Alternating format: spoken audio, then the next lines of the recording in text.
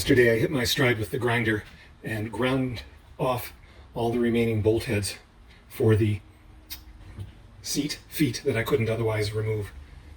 Today I vacuumed and mopped every surface from knee level down.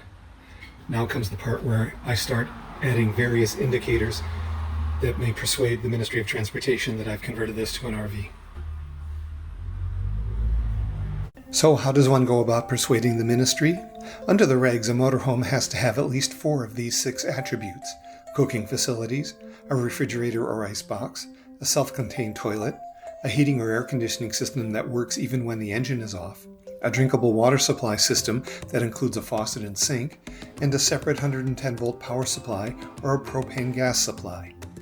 Consider not installing any propane tanks or appliances at this point. Propane can spook insurance companies. They worry about fires and explosions. An insurance company may even require such an installation to be done by a licensed person or at least inspected by one. I plan to gut the bus to the bare walls before making permanent additions. So why might it make sense to add these things now just to rip them out later? Well, I've got to register ownership in Ontario within days. The temporary Georgia plate and insurance will end soon. The $900 safety inspection is only good if I register the ownership within 30 days. And I need the bus to be plated and insured even over the winter. Diesels need to be driven to stay healthy, and some building materials I need will only fit in the bus. So why not just register it as the commercial vehicle that it is now? Well, commercial vehicles are harder to insure. They require a commercial driver's license to drive. I have one, but it might be nice to let someone else take a turn at the wheel. They require the driver to do a daily safety check and keep a daily log of my hours. And as a commercial vehicle, the bus would require an expensive safety inspection twice a year and a drive clean emissions test annually. So I've decided it's worth it to make the necessary changes now to get reclassified.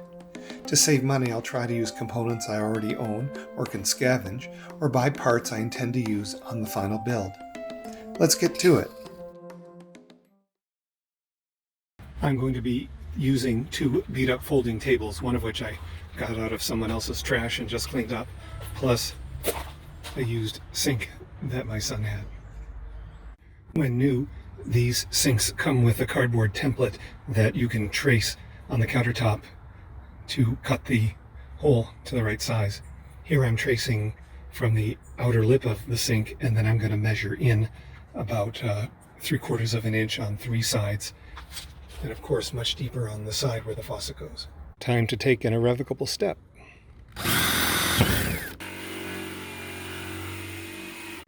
Time to see how close the fit was. I think I need to come out more on this side to make it symmetrical with the other. Either that or I took out too much on this side. Let's find out. It took a bit of tweaking, but it's in. This kitchen tap from Canadian Tire is not top of the line, but it's pretty decent, and it's what I intend to use in the final build. I'm using it for this interim build, and I'm going to have to make sure I hang on to all the parts for later installation. Nothing's tightened up, but there's the dry fit. Looks plausible.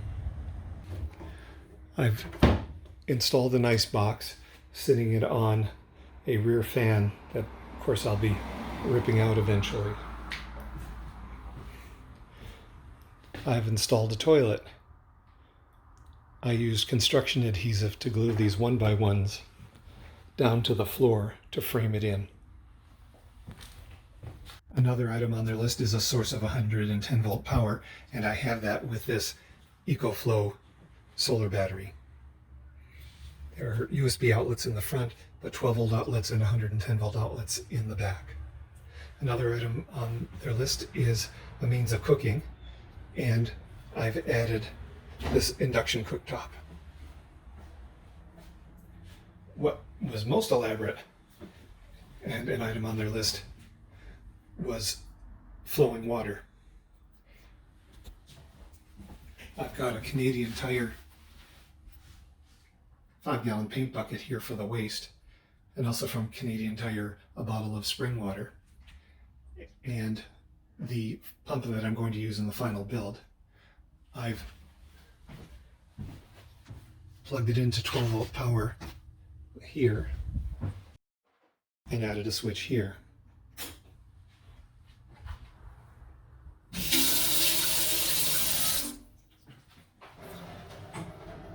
darn thing works.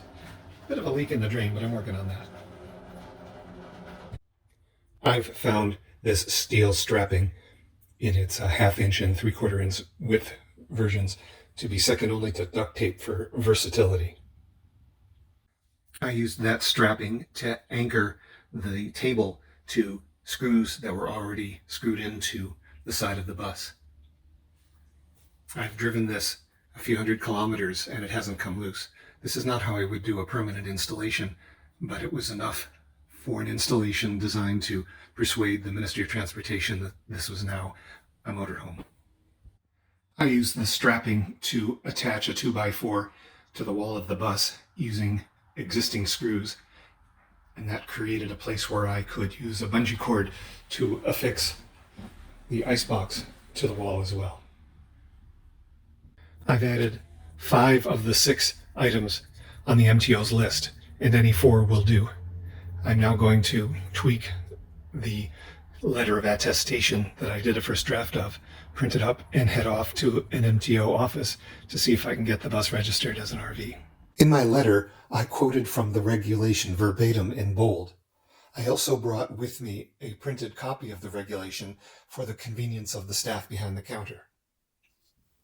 I've got the voluminous paperwork all tabulated, and I'm off to the Service Ontario office to get ownership transferred and registered here in Ontario. It worked. Here's my Ontario ownership, and the type is MH for motorhome. The last remaining bureaucratic step is to get insurance for the bus from an insurance company licensed to practice in Ontario. That's a requirement for the Ministry of Transportation to issue license plates for the vehicle. I contacted 2 brokers this morning that were leads that might be able to get insurance for a schoolie. I was candid with them about what the vehicle was and what it now is.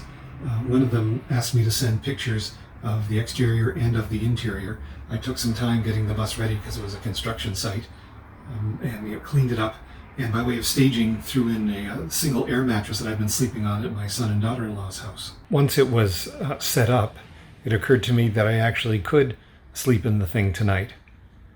I have a perfectly fine place to sleep at my kid's house, but this seemed like more fun. The fact that my first night sleeping in the bus is Wally docking doesn't concern me. Seems like kind of fun. It seems like every project I've undertaken so far with respect to the schoolie has been either to make it roadworthy or to address some bureaucratic requirement. I haven't yet done any projects just because I wanted to. This one is in that category. I've got some fairly decent speakers here, a pair of them that I want to install on the bulkhead to the left and right at the front of the bus to be driven by this small amplifier. The content will come from my phone or tablet. This accepts either a Bluetooth or a wired input.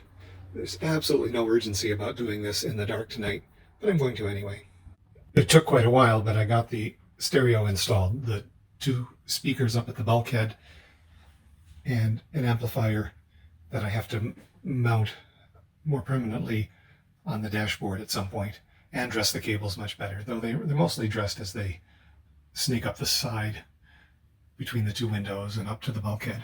Things took a while because I got an attack of the might as wells. As long as I had the bulkhead open, I might as well remove this massive digital surveillance device and one of 2 cameras that once plugged into it.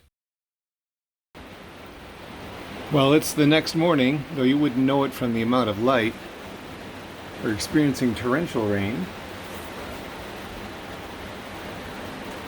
Still, I held up my umbrella, got across the street to Tim Hortons for a breakfast sandwich, which I brought back and ate in the bus. Last night went fine, though I wish it was a little warmer, but refinements are to come. Just over a week ago, I was at the Service Ontario office getting the bus registered in Ontario as a motorhome. Since then, I contacted 2 insurance brokers to ask that they try to find an insurance policy for me. It's quite challenging to get insurance for a schoolie in Ontario, And all the roads, I think, ultimately lead to an insurer called the Facility for policies that won't be issued by any other insurance company. I have one of those now as of the last hour. It's about $200 Canadian per month. I'm just grateful to have it. And armed with that, I can now go back in and get plates for my school. Well, that did it.